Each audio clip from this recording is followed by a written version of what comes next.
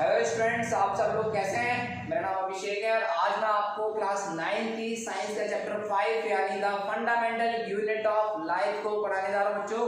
तो आज हम बात करते हैं the fundamental unit of life, मतलब मैं पढ़ाने जा रहा हूं सेल को। तो सेल क्या होती है बच्चों, जैसा कि आप लोगों ने क्लास 8 में भी पढ़ा सेल के बारे में। तो cell is the structural and functional unit of life, यानी जीवन की संरचनात्मक तथा कार्यात्मक इकाई को सेल कहा जाता है। तो आज हम बात करेंगे सेल की। तो बच्चों, सेल से मुझे याद आया, सबसे पहले सेल को किसने डिस्कवर किया। तो जैसा कि हम लोगों को पता है, रॉबर्ट हुक। 1665 में रॉबर्ट हुक ने सबसे पहले सेल को देखा, बट अनफॉर्चुनेटली वो सेल्स डेड सेल्स थी। तो लिविंग सेल को किसने देखा।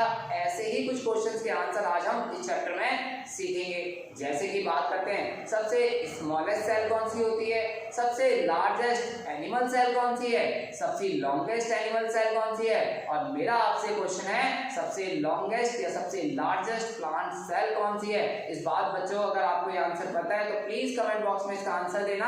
आज हम बात करते हैं सेल की। तो बच्चों, सेल के बेसिस यानी नंबर ऑफ सेल के बेसिस पे ऑर्गेनिज्म को कितने भागों में डिवाइड किया जाता है। तो बच्चों, जैसा कि यहाँ लिखा हुआ है यूनिसेलुलर एंड मल्टीसेलुलर। यूनि का मतलब होता है एक कोशिकीय जीव, यानी ऐसे ऑर्गेनिज्म जो सिर्फ एक ही कोशिका से मिलकर बने, यानी such organism which are made up of single cell only. और जिसमें हमारा आ जाता है वन सेल में अमीबा, पैरामीशियम, बैक्टीरिया। आपको एक चीज और क्लियर हो जानी चाहिए, दुनिया के सारे बैक्टीरिया यूनिसेलुलर होते हैं। तो ये चीज क्लियर है। ब्लू ग्रीन एल्गी वो भी एक साइनोबैक्टीरिया है, वो भी एक यूनिसेलुलर है। और अमीबा के बारे में तो आप सभी लोग जानते हैं, अमीबा एक unicellular organism, fully developed organism है। और इसकी सेल शेप जो होती है वो वेरिएबल होती है, जस्ट लाइक दी WBC यानी व्हाइट ब्लड सेल्स के अकॉर्डिंग।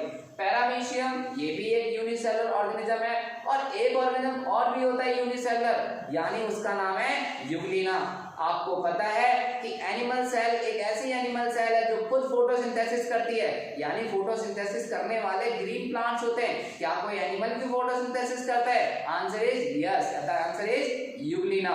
और यूग्लिना को आप चैप्टर 7 में देख सकते हैं, वहां पे 5 किंगडम है, प्रोटिस्टा किंगडम में यूग्लिना दिया हुआ है। और वहां पे यूग्लिना के अंदर होते हैं क्लोरोप्लास्ट, और इसी वजह से यूग्लिना क्या करता है, फोटोसिंथेसिस करता है, यानी अपना खाना खुद बनाता है, यानी ऑटोट्रॉफिक न्यूट्रिशन करता है। तो यूनिसेलुलर का कांसेप्ट आप लोगों को क्लियर हो गया होगा कि यानी ऐसे ऑर्गेनिज्म जो सिर्फ एक ही सेल से मिलकर बने होते हैं। सेकंड बात करते हैं मल्टीसेलुलर की, यानी मैनी सेल्स, यानी such organism which are made up of more than one cell. और जिसमें आपके आ जाते हैं man, cow, dog, insect, plant, fungi, यानी ये सारे क्या होते हैं, मल्टीसेलुलर। ये एक से ज्यादा सेल से मिलकर बने होते हैं, यानी इनके अंदर क्या होता है, एक ऑर्गेनाइजेशन होता है, पहले सेल, देन फिर टिश्यू, देन फिर ऑर्गन, देन फिर ऑर्गन सिस्टम, देन फिर ऑर्गेनिज्म।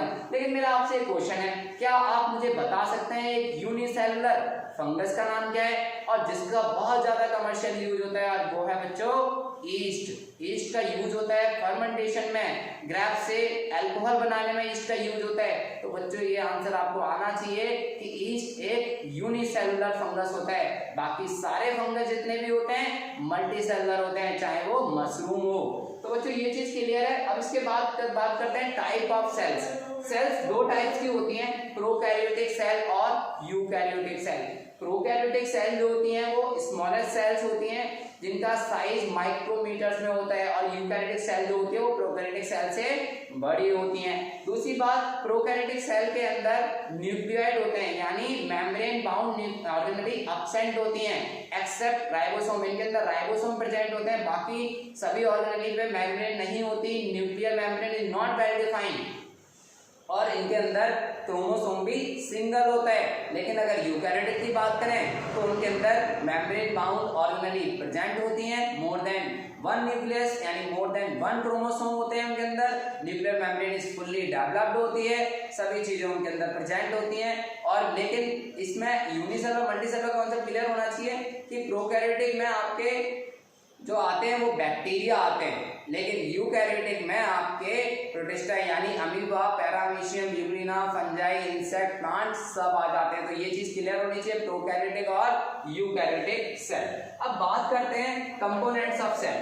सेल के कौन कौन से कंपोनेंट्स होते हैं। तो बेसिकली 3 कंपोनेंट जनरली होते हैं, देखो सेल में तीन चीजें होनी बहुत जरूरी है, जैसे कि सेल मेम्ब्रेन, साइटोप्लाज्म और न्यूक्लियस। अब जैसे कि यहाँ पे लिखा हुआ है सेल वॉल। सेल वॉल बच्चों एक रिजिड कवरिंग होती है जो कि सिर्फ प्लांट सेल में प्रेजेंट होती है, और कुछ बैक्टीरिया में भी सेल वॉल होती है, तभी तो हम एंटीबायोटिक्स लेते हैं। एंटीबायोटिक्स का क्या काम होता है? बैक्टीरिया की सेल वॉल को किल करना।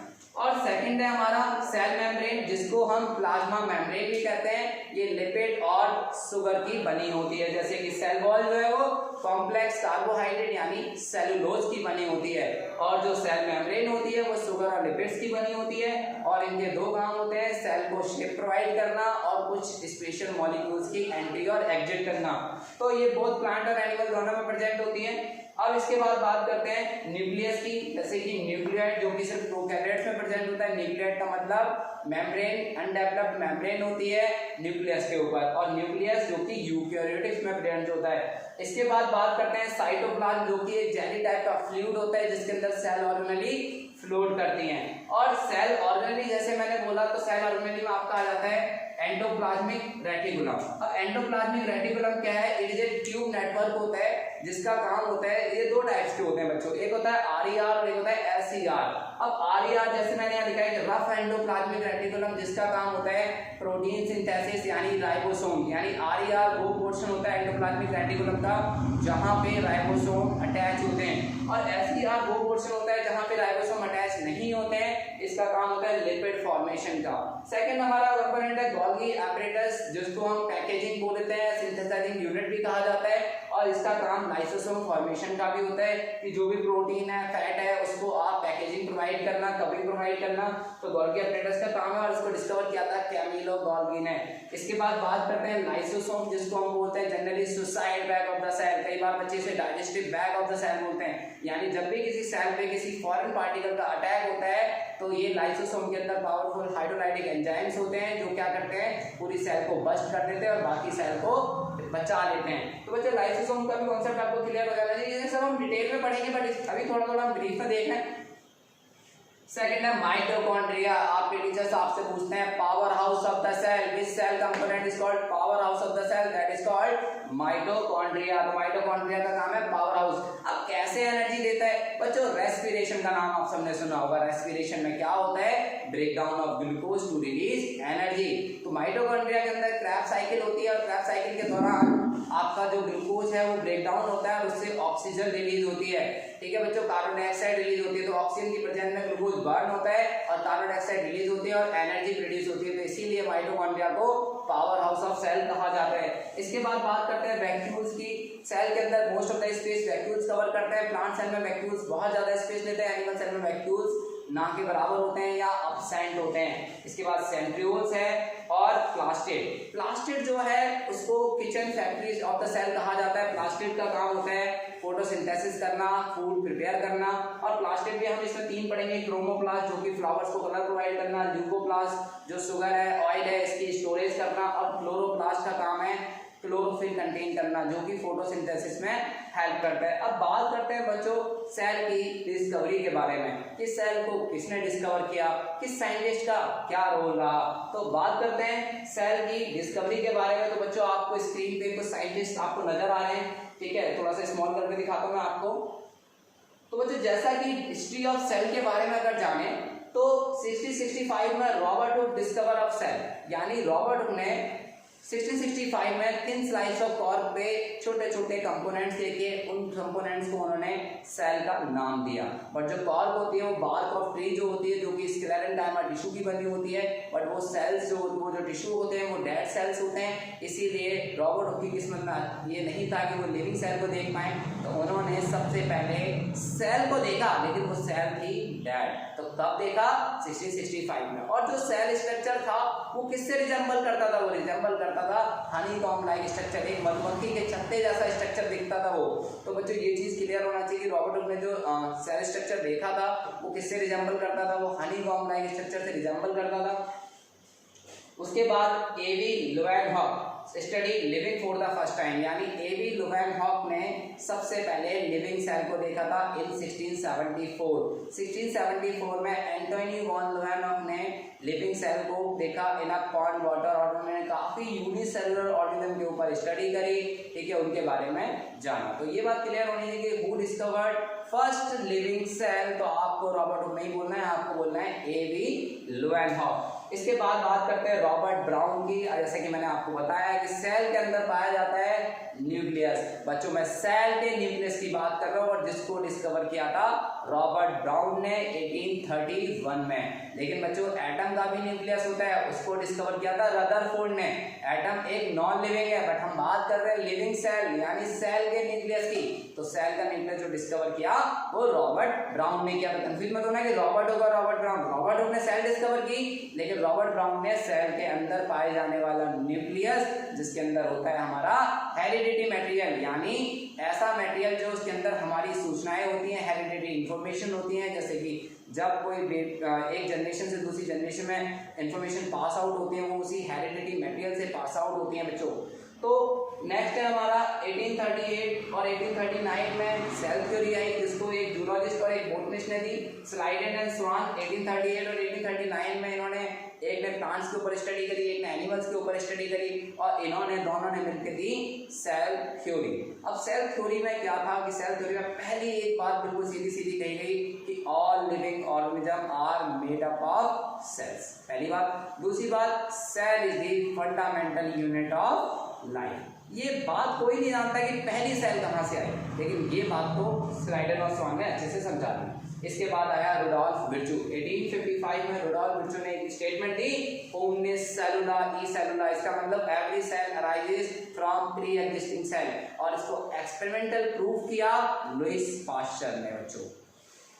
और ये साइंटिस्ट आपको देख रहे हैं, जैसे कि अभी मैंने आपको बताया कि cells are too small to be seen by naked eye, बहुत ज़्यादा स्मॉल होती हैं जिसे हम नेक्ड आई से नहीं देख सकते, जिसे हम माइक्रोस्कोप से हेल्प से ही देख सकते हैं। और माइक्रोस्कोप क्या होते हैं, ऑप्टिकल इंस्ट्रूमेंट होते हैं that are used for observing fine details of very small object. और दो तरह के माइक्रोस्कोप होते हैं बच्चों, लाइट माइक्रोस्कोप जिसकी मैग्निफिकेशन है जो किसी भी चीज़ का 100 से 1500 गुना चीज़ें बड़ा कर सकता है, और इलेक्ट्रॉन माइक्रोस्कोप अर्नेस्ट वस्का ने इसको डिस्कवर किया था,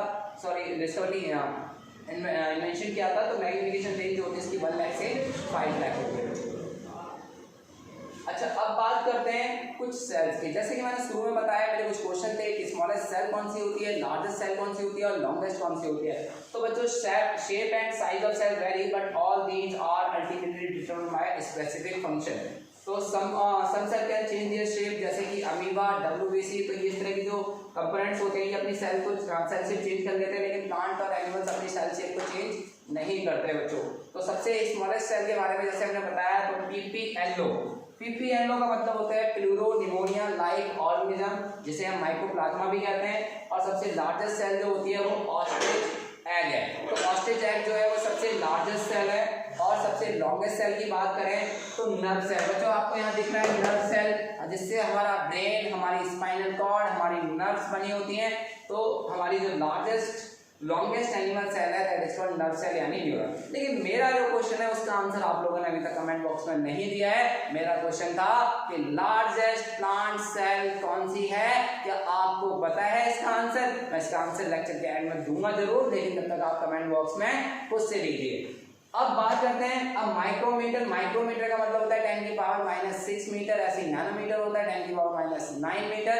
तो बच्चों लार्जेस्ट, जैसे कि मैं यहाँ पे लिख रहा हूँ लार्जेस्ट प्लांट सेल, ये क्वेश्चन आप अपने टीचर से भी कर सकते हैं। और आप इस क्वेश्चन का आंसर जानने के लिए मेरे कमेंट बॉक्स में आप इसका आंसर देख सकते हैं, काफी लोगों ने दिया हो।